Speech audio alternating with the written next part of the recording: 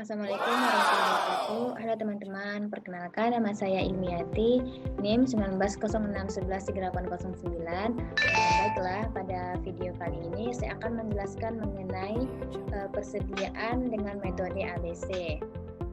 Apa itu metode ABC? Menurut Heiser dan Render, metode ABC merupakan metode yang berguna dalam memfokuskan perhatian manajemen penentuan jenis barang yang paling penting dan perlu diprioritaskan dalam persediaan. Nah, kriteria analisis ABC ini ada 3, yaitu kelas A, kelas B, dan kelas C.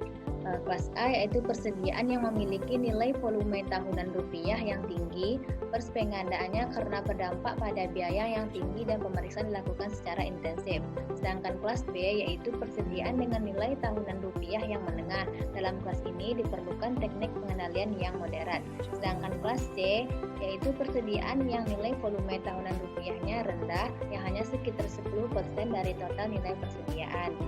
Dalam kelas ini diperlukan teknik pengendalian yang sederhana, pemeriksaan dilakukan sesekali, sehingga dengan mengetahui kriteria masing-masing kelas dapat diketahui indikator persediaan tertentu yang harus mendapat perhatian lebih intensif atau lebih serius dibandingkan indikator lainnya. Oleh karena itu, dapat diketahui bahwa untuk kegiatan operasi perusahaan memerlukan pengendalian persediaan untuk mengantisipasi risiko terhentinya kegiatan proses produksi atau bahkan hilangnya pelanggan karena kekurangan persediaan bahan baku untuk kegiatan usaha dengan cara menggunakan metode ABC. Nah, untuk mengatasi situasi di mana material yang harus dikendalikan jumlahnya sangat banyak, maka keputusan pengendalian persediaan dimulai dengan mengklasifikasi atas material yang ada.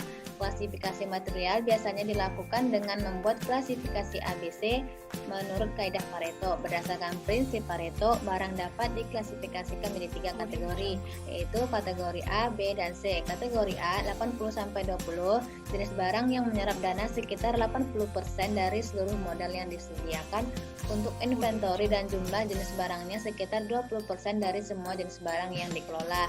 Sedangkan kategori B yaitu 15-30, jenis barang yang menyerap dana sekitar 15% dari seluruh modal yang disediakan untuk inventory sudah kategori A, dan jumlah jenis barangnya sekitar 30% dari semua jenis barang yang dikelola.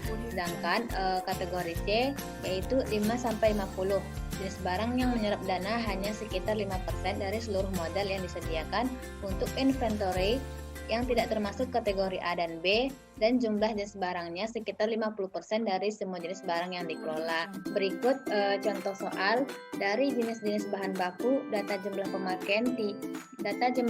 pemakaian tiap jenis bahan baku selama 1 tahun, dan data harga satuan bahan baku. Dapat dilihat pada tabel di bawah.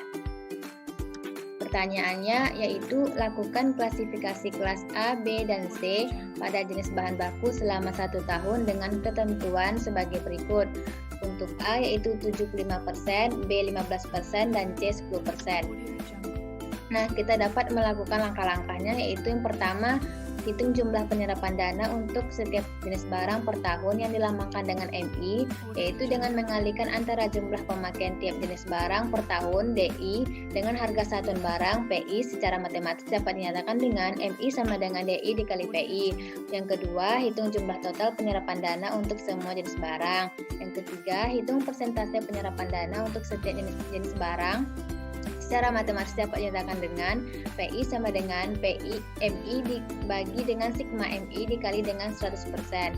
Yang keempat, hitung persentase setiap jenis item. Secara matematis dapat dinyatakan dengan LI sama dengan 1/N dikali dengan 100%. Yang kelima, yaitu urutkan persentase dari persentase terbesar sampai dengan yang terkecil. Yang keenam, hitung nilai kumulatif persentase dan nilai kumulatif persentase jenis barang berdasarkan urutan yang diperoleh pada langkah kelima. Yang ketujuh, tentukan kategori barang A, B, dan C.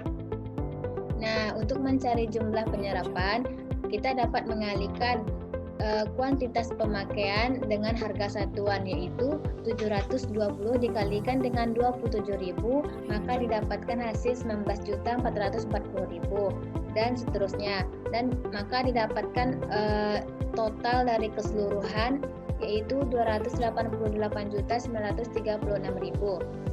Nah, untuk mencari nilai persentase, yaitu kita dapat membagi nilai dari jumlah penyerapan yaitu 19.440.000 dibagi dengan totalnya yaitu 288.936.000 dan dikalikan 100%, maka didapatkan 6,73% dan seterusnya.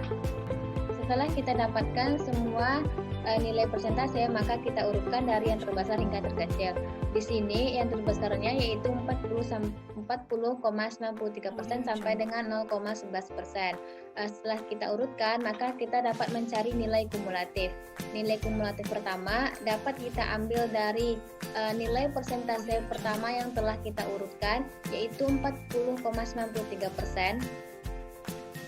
Dan untuk nilai kumulatif selanjutnya, yaitu kita dapat menambahkan nilai persentase dari bahan baku ditambahkan dengan nilai kumulatif sebelumnya, yaitu 14,40% ditambahkan dengan 40,93% didapatkan yaitu 55,33% dan seterusnya. Untuk menentukan kategori, tadi kategori A yaitu 75%, maka dapat kita lihat bahwa nilai 75% berada antara 69,28% dan 78,25%. Dapat kita lihat bahwa 75% dikurang dengan 69,28% sama dengan 5,72%, dan 75% dikurang 78,25% didapatkan 3,25%. Angka yang mendekati nilai 75% adalah nilai 78,25%, maka kelas A diambil dari tepung sampai kacang. Nah, untuk kategori B yaitu 50%, yang artinya 90% dikurang dengan 75%. 90% berada antara 84,98% dan 90,71%. Dapat kita kurangkan yaitu 90% dikurang dengan 84,98% didapatkan nilai 5,02%. Sedangkan 90% dikurang dengan 90,71% didapatkan nilai 0,71%. Karena angka yang mendekati 90% adalah nilai 90,71%, maka kelas B diambil dari susu, bubuk, dan coklat batang saja. Nah, untuk kategori C yaitu 10%, bisa kita mengambil dari sisa kategori A dan kategori B. Nah, dapat kita simpulkan bahwa kategori A dapat diambil dari tepung, mentega, gula, dan kacang, sedangkan kategori B diambil dari susu, bubuk, dan coklat batang saja, dan kategori C diambil dari sisa A dan B, yaitu telur, selai stroberi, dan pisang lira. Sekian dari penjelasan materi mengenai persediaan metode A, B, dan C berserta contoh soal. Semoga bermanfaat dan maaf jika ada kekurangan. Assalamualaikum warahmatullahi wabarakatuh.